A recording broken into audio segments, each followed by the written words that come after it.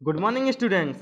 This is class 9th, chapter 8th, that is motion lecture. So, in this lecture, we are discussing about page number 100 questions and answers. आपका यह chapter बहुत ज़्यादा बड़ा है, बहुत ज़्यादा लॉन्ग है और आपको इस चैप्टर में बहुत सारे न्यूमेरिकल्स हैं। तो आपको इसमें हम वीडियोस बनाएंगे जो वह चैप्टर वाइज मतलब पेज नंबर वाइज होंगे। जो आपकी इंटेक्स्ट क्वेश्चन है ना, तो इंटेक्स्ट क्वेश्चन जैसे पेज नंबर 100, फिर 102, 103, तो इस प्रकार से आपके इंटेक्स्ट क्वेश्चन को कवर किया जाएगा। तो आपको इसके नोट्स लिखते जाना, और यदि आपको कहीं पर भी कुछ भी समझ में नहीं आता है तो आप व्हाट्सएप से पूछ सकते हैं हमसे। ओके, चलिए स्टार्ट करते हैं। फर्स्ट क्वेश्चन है, an object has move through a distance, मतलब यदि कोई ऑब्जेक्ट मूव करता है कोई डिस्टेंस को, can it have zero displacement, तो क्या उसका डिस्प्लेसमेंट जीरो होगा? If yes, support your answer with an example, तो आपको जो आपका आंसर है उसको एग्जाम्पल के साथ आपको इसको प्रूव करना है। तो आपको इसके पहले सबसे पहले आपको जानना होगा कि डिस्टेंस और डिस्प्लेसमेंट में क्या अंतर होता है।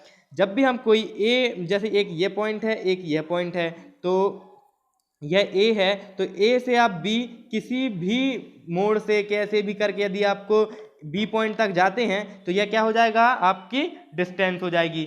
डिस्टेंस कैसी भी हो सकती है, छोटी बड़ी, इस प्रकार से आप ऐसे घूम के भी यहाँ जा सकते हैं, यह सारी आपकी डिस्टेंस होगी। और आपकी डायरेक्ट जाएं यदि, तो यह भी एक डिस्टेंस होगी।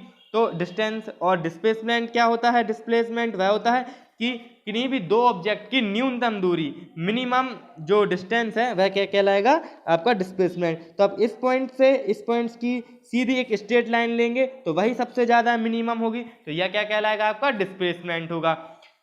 जो डिस्टेंस है वह डिस्प्लेसमेंट के बराबर हो सकता है और बड़ा हो सकता है, और जो आपका डिस्प्लेसमेंट है, डिस्प्लेसमेंट हमेशा डिस्टेंस से बराबर होगा या छोटा होगा। और डिस्प्लेसमेंट आपका जीरो भी हो सकता है, परंतु डिस्टेंस कभी जीरो नहीं होता है। तो यह था आपका डिस्टेंस और डिस्प्लेसमेंट में आपका अंतर। चलिए अब इसका आंसर डिस्कशन करते हैं, इसके आंसर का। तो यस, ऐसा हो सकता है कि डिस्प्लेसमेंट जीरो हो सकता है, कि बोला ना यहाँ पे कैन हैव जीरो डिस्प्लेसमेंट, तो हाँ, डिस्प्लेसमेंट कैसा हो सकता है? जीरो हो सकता है। Zero displacement is possible if an object has move through a distance, यदि कोई ऑब्जेक्ट कोई डिस्टेंस को मूव करता है। तो सपोज आप यदि मान लीजिए एक बॉडी है जो कि एक सर्कुलर पाथ में, एक जैसे कोई बॉडी है सर्कुलर पाथ में मोशन करती है, यहाँ से स्टार्ट करती है और घूम कर यहीं इसी पॉइंट पर आ जाती है। तो लिखा है ना कि start moving from point A and it return back at the same point A, तो ए पॉइंट से स्टार्ट होकर घूमकर वह सेम ए पर आ जाती है। तो आफ्टर कंप्लीटिंग वन रेवोल्यूशन, तो इसका वन रेवोल्यूशन जब कंप्लीट हो जाएगा, then the distance will be equal, तो डिस्टेंस इसकी इक्वल होगी किसके? इसके सरकमफ्रेंस के, अर्थात इसकी जो परिधि है सरकमफ्रेंस, तो इसके बराबर होगी डिस्टेंस। और वाइल, जबकि डिस्प्लेसमेंट कैसा होगा इसका? जीरो, क्योंकि वह ए से स्टार्ट किया था और ए पर वापस आ गया, तो इसका क्या हो जाएगा? जीरो हो जाएगा डिस्प्लेसमेंट। चलिए नेक्स्ट क्वेश्चन की बात करते हैं हम। नेक्स्ट क्वेश्चन, तो नेक्स्ट क्वेश्चन है, a farmer moves along the boundary of a square field. एक फार्मर है, तो एक स्क्वायर हम ले लिया, ये एक स्क्वायर ले लिया हमने आंसर में। तो एक फार्मर एक इस ए पॉइंट से ए मूव करता है, तो ए इसकी साइड कितनी है? 10, तो यह एक स्क्वायर है, तो स्क्वायर की जो ईस्ट साइड हो जाएगी वह कितनी हो जाएगी? 10 हो जाएगी।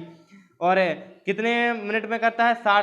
40 सेकेंड में यह इसको कवर करता है। तो what will be the magnitude of displacement, तो आपको डिस्प्लेसमेंट की मैग्नीट्यूड बताना है कि डिस्प्लेसमेंट कितना होगा of the farmer at the end of 2 minute 20 second.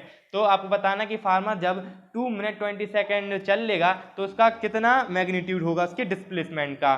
तो हमारे लिए क्या दिया है आंसर में, आपको लिखेंगे पहले ये डायग्राम बनाएंगे, तो उसके बाद giving side of the square field, आपको साइड लिखनी है। साइड कितनी दी है?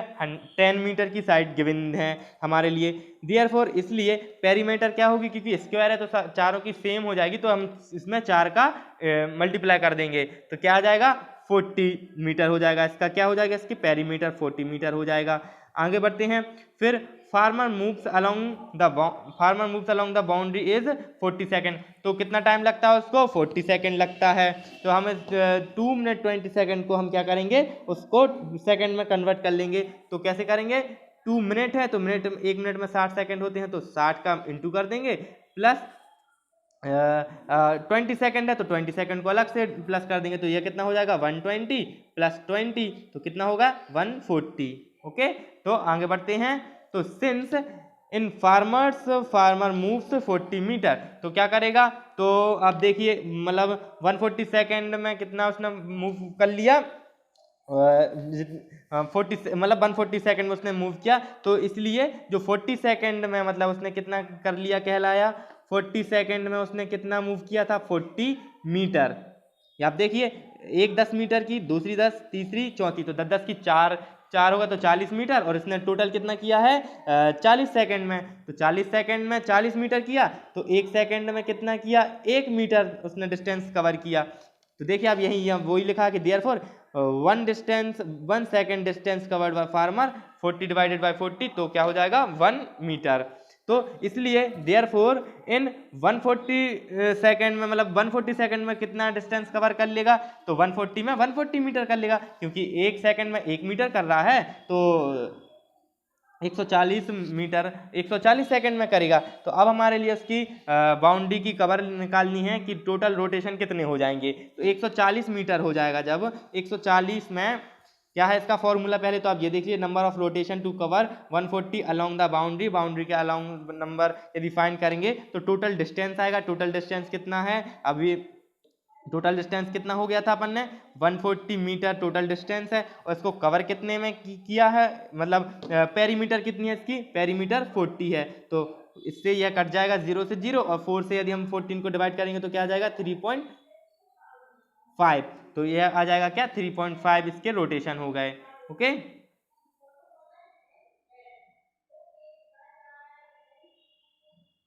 यह आ जाएगा आपका 3.5 राउंड, फिर 10, इसलिए after 3.5 rounds farmer will at point C, तो जब जैसे ये स्क्वायर था हमारा, तो 3.5 यहाँ से उसने ए से स्टार्ट किया, तो एक राउंड उसने यहाँ से इस प्रकार से घूमा, तो एक राउंड हो गया, फिर यहाँ से गया इसलिए दूसरा राउंड हो गया, फिर यहाँ से जाके ये यहीं पर आ गया तो तीसरा राउंड हो जाएगा, उसी पे चल रहा है। तो तीसरे के बाद उसने 3.5 यानी आधा और, तो यहाँ से यहाँ जाएगा, यहाँ जाएगा, तो इसने आधा और कर लिया, तो यहाँ से आप एक डायगोनल बना लेंगे, जो कि क्योंकि जो डिस्प्लेसमेंट है वह एक मिनिमम दूरी होती है, तो पॉइंट ए से पॉइंट सी की मिनिमम दूरी यह इस प्रकार से डायगोनल होगा, तो इस डायगोनल की हमारे लिए लेंथ फाइंड करनी होगी। तो हमारे लिए यह 10 है, यह 10 है, तो इसके लिए हम कैसे फाइंड करेंगे, पाइथागोरस प्रमेय से। ओके, तो यह पाइथागोरस प्रमेय से हम इस ए सी को फाइंड कर लेंगे, तो A C square is equal to A B, यहाँ पर ये बी सी और ये डी, तो ए डी स्क्वायर प्लस